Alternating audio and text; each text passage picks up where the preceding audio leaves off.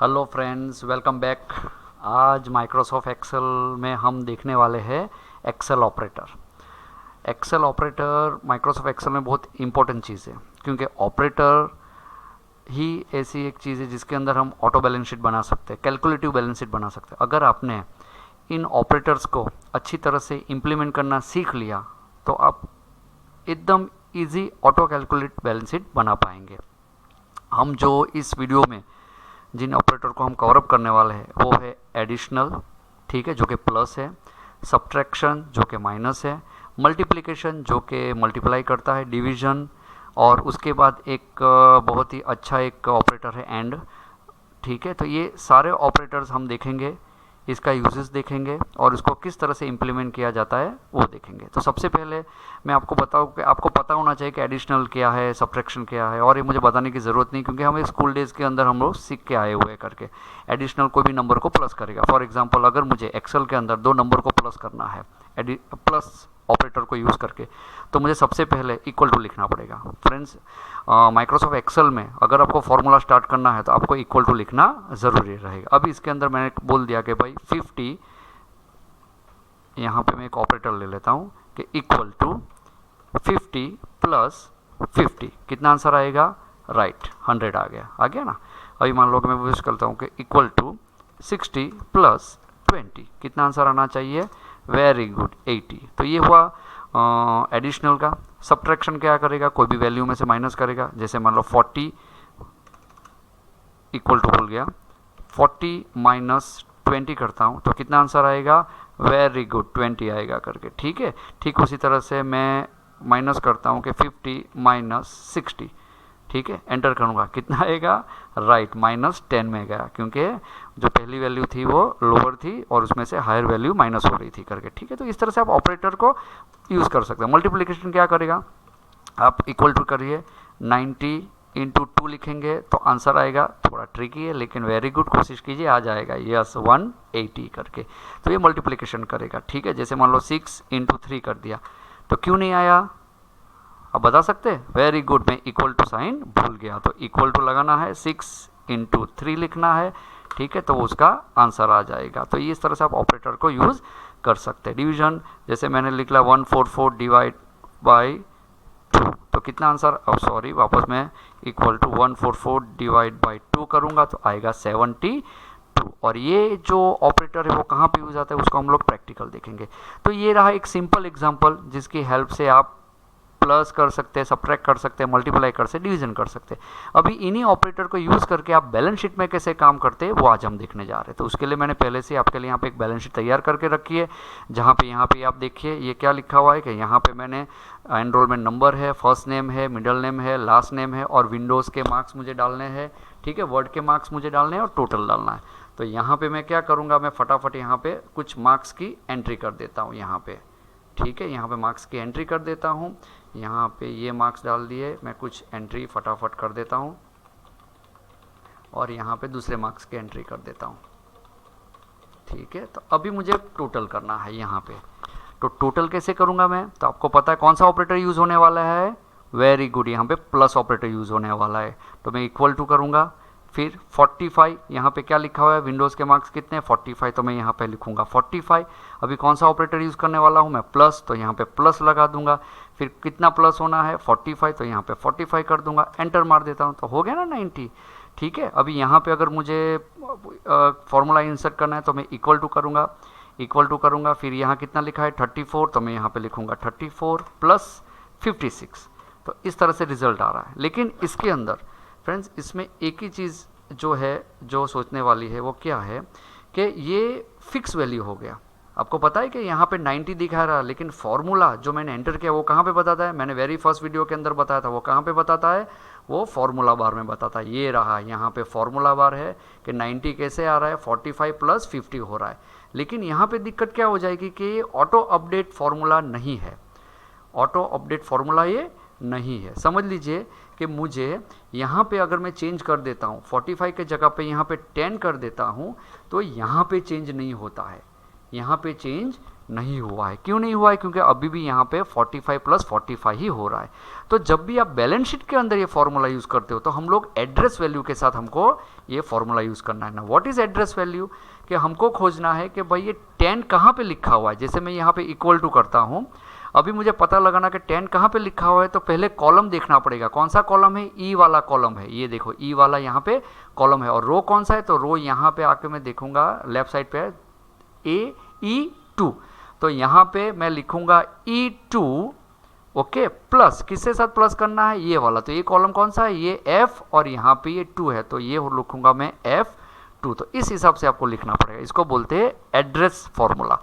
जब आप एंटर करोगे तो यहाँ पे 55 है। अभी आप चेंज कीजिए, यहाँ पे आप 20 कर दीजिए, तो वहाँ पे आप देखिए वैल्यू यहाँ पे चेंज हो रहा है। अभी 20 प्लस 20 कर देता हूँ, तो हो गया ना 40।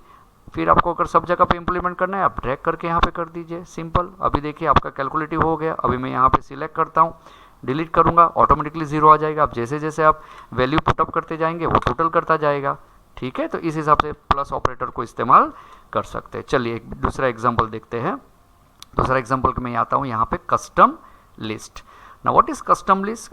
सॉरी, कस्टम लिस्ट तो मैंने ये शीट का नाम रखा है यहाँ पे। ये यहाँ पे मैंने क्या किया हुआ है, तो code number, item name, quantity, per rate, discount, total amount, net amount, code, ये सब लिखा हुआ है। अभी यहाँ पे क्या है कि मैं ये इतने आइटम सेल करता हूँ और यहाँ पे ये इतने आइटम मैं परचेज करके लाए। अभी यहाँ पे मैं ये पर रेट डालता हूँ। जैसे कि मान लो मैंने 50 क्वांटिटी ली, तो मैंने एक क्वांटिटी का 10 रुपया किया, ठीक है। तो यहाँ पे टोटल आना चाहिए। कितना टोटल? यहाँ पे टोटल आना चाहिए। अब यानी अभी मुझे कौन सा ऑपरेटर यूज़ करना पड़ेगा? सोचिए कौन सा ऑपरेटर, इसमें से कौन सा ऑपरेटर मैं यूज़ करूँगा? इसमें से, वेरी गुड, मल्टीप्लिकेशन ऑपरेटर यहाँ पे यूज़फुल होगा करके, ठीक है। तो मैं कैसे करूँगा? पहले इक्वल टू साइन लिखना है, फिर ये 50 कहाँ पे लिखा है, आप सीधा क्लिक भी कर सकते हैं। अगर आपने सीधा क्लिक कर दिया तो यहाँ पे देखिए वो ऑटोमेटिकली C2 लिखा हुआ आ गया। अभी मुझे एस्ट्रिक साइन लेना है, मल्टीप्लाई बाई ये कौन सा है? D2। तो इसका मतलब क्या हुआ? जो भी C2 के अंदर है उसके साथ D2 को मल्टीप्लाई करो। अब जैसे ही एंटर करोगे तो ये लोगों 500 रुपीज़ आ गया ना। अभी आप खींच के यहाँ पे ड्रैग कर दीजिए फिल हैंडल को करके, सब जगह पे 0 आएगा। क्यों? क्योंकि अभी तक मैंने यहाँ पे पर रेट दिया हुआ नहीं है। अब जैसे जैसे पर रेट देते जाएंगे तो वो देखिए वहाँ पे कैलकुलेट होना स्टार्ट हो गया ना यहाँ पे। तो इसको बोलते हैं ऑटो बैलेंस शीट। अब जैसे जैसे वैल्यू पुटअप करते जाएंगे वहाँ पे ऑटोमेटिकली ये टोटल होता जाएगा करके, ओके। तो ये इस हिसाब से रहेगा। अभी इसके अंदर क्या है ना कि मुझे डिस्काउंट पता लगाना है। डिस्काउंट का मतलब क्या है कि कितना % इसको डिस्काउंट देना। अभी इसको ध्यान से देखिएगा कि समझ लीजिए कि मैं इसके अंदर 50%, यानी 50% नहीं, मैं इसमें वैल्यू डाल रहा हूँ, यानी कि मुझे 50 रुपीज़ डिस्काउंट दे रहा हूँ मैं ये प्रोडक्ट के साथ। तो यहाँ पे नेट अमाउंट कितना हो जाना चाहिए? नेट अमाउंट अभी क्या होगा कि टोटल अमाउंट में से नेट अमाउंट बाद होगा। यानी कौन सा ऑपरेटर हमको यूज़ करना पड़ेगा? यहाँ पे कौन सा operator? Very good, minus, subtraction, ये यहाँ पे यूज़ होगा। तो मैं कैसे फॉर्मूला लिखूंगा? सबसे पहले आपको लिखना है इक्वल टू, फिर वैल्यू, टोटल अमाउंट कौन सा है इसको क्लिक कर दिए। कहाँ पे लिखा हुआ है? F2 पे। ये F और ये 2 है, ठीक है। F2, उसमें से माइनस, क्या माइनस करना है आपको? डिस्काउंट जो मैंने दिया हो, यहाँ पे क्लिक कीजिए ना, F2 में से E2 माइनस हो जाए। जैसे एंटर करेंगे तो आगे ना नेट अमाउंट कितना पे करना है? 450। अभी इसको भी ड्रैग करके यहाँ पे रख दीजिए।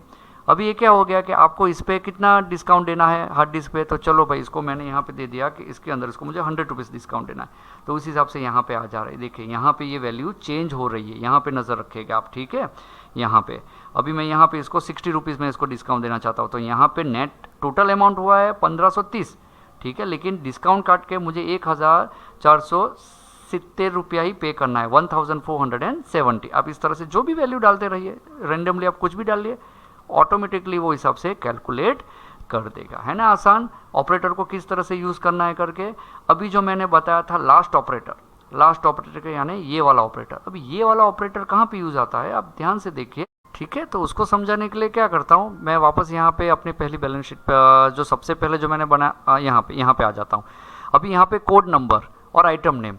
अभी मुझे क्या चाहिए कि ये जो यहाँ पे B2 पे आइटम नेम लिखा हुआ है और A2 पे मैंने कोड नंबर लिखा हुआ है, तो मुझे यही चीज़ इकट्ठी एक ही सेल में चाहिए, एक ही सेल में दोनों वैल्यू आनी चाहिए। तो उसके लिए ये वाला ऑपरेटर यूज़ होता है, ठीक है। ये जो एंड ऑपरेटर है वो, तो कैसे यूज़ करेंगे?